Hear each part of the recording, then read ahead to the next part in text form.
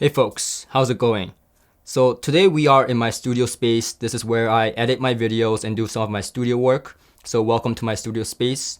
I'm in this space because I've been using a DAC and a headphone combination that I really like and enjoyed for a lengthy time in the studio. Now, it's not an expensive product, but before we get into that, I'm trying to grow out my hair. So if you have comments about my hair being a little bit messy, I apologize. My friends think that I'm gonna quit midway, but I'm trying to grow it out and rock that long hair. Never done it in my lifetime, so I'm trying it right now. It's time for something new, right? So if you have an experience with growing out your hair, does it get too messy? Or have you tried it, didn't like it? Did you end up, cutting it? Let me know in the comment section. Advice is appreciated. Now, without further ado, let's get down to today's topic of the video. So today we're talking about the JDS Element DAC and headphone combination. Now, kind of like a preamp as well. So what I mean by that is it has an RCA in and out on the back and a USB cable. So no optical or nothing like that, nothing crazy. The interesting thing about the preamp section that I'm gonna talk about in a minute is really not a preamp.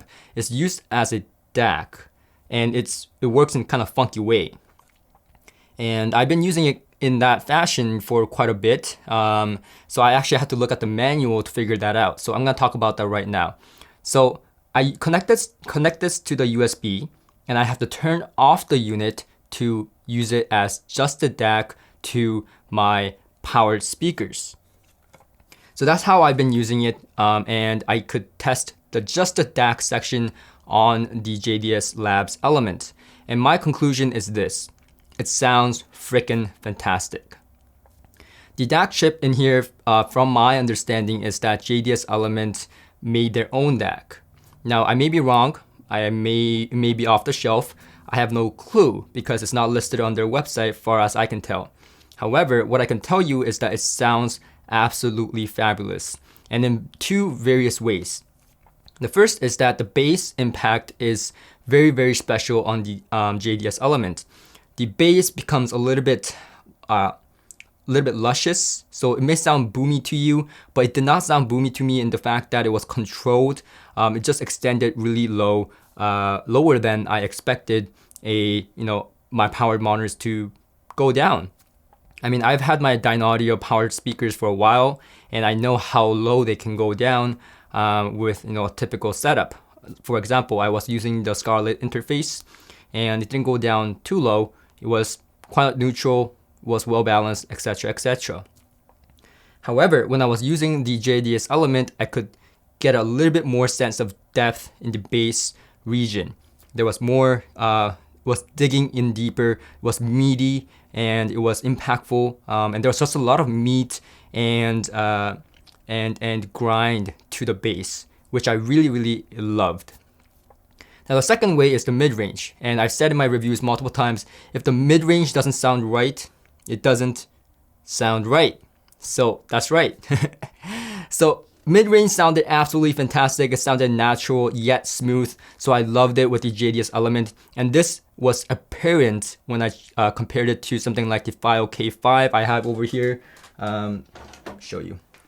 So I have the File K5 Pro coming up for review, and so when I was comparing it to something like the File, which has a more cleaner sound than the JDS Element, or other DAC sources like my Meitner, which is again a $10,000 DAC, so it's a different league, but it was not a clean sound, but it was natural and it was smooth, which I really appreciated, especially in mixing and mastering. You're here listening for hours on end on big projects, especially, and you kind of appreciate things being a little bit more linear and a little bit more forgiving at times. So for poorly recorded tracks as well, when I listen to some of my mother's recording off my turntable here, which you can't see because it's not on frame, it really did give me a sense of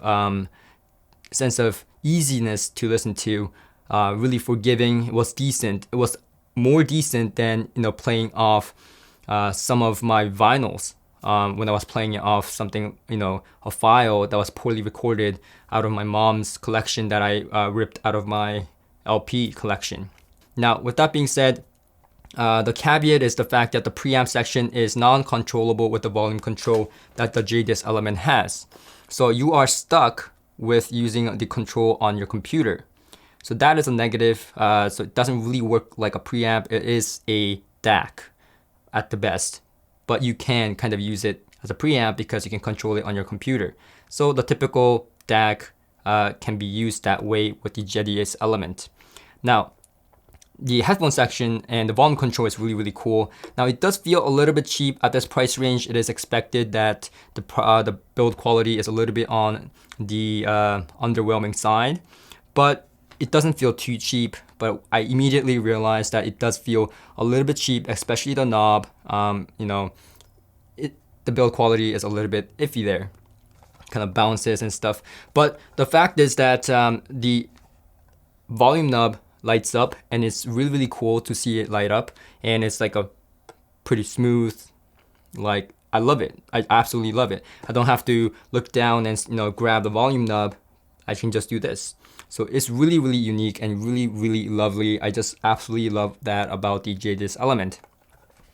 Now the headphone section, just 1/4 inch. Now this 1/4 inch, I have to say the quality of the plug is alarming.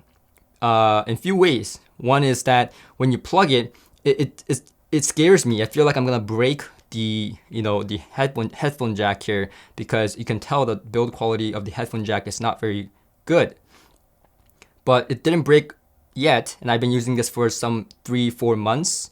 So I mean, it may be just a feeling of mine that I feel cheap.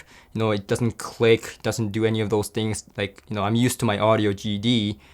So that kind of locks in. This doesn't lock in, so which is actually a good thing, because you don't want to yank it and then take off your entire system with you when you walk away from your system. But anyhow, it's a little bit not my favorite with the headphone jack. So now getting down to the sound quality of using this as a headphone amplifier. This can practically drive anything up to, I would say, a LCD2, Odyssey LCD2, LCD3 even. What it cannot drive is something like the HE6 by Headphone, or something like the Argon Mark III. Sounds good on this, but you need to crank it up quite a bit, and you feel like the Argons can get a little bit more power. So make sure your headphone is not too hard to drive. Anything like the LCD2, Sennheiser, HD600, 650, those standard headphones will work fabulous with the JDS Labs Element.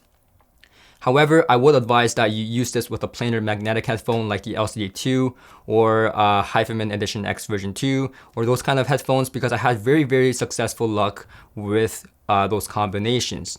With the Sennheiser HD600 and 650, it sounded okay. It sounded decent, especially for the money. I would say, yeah, if that's something that you want to get, no problem.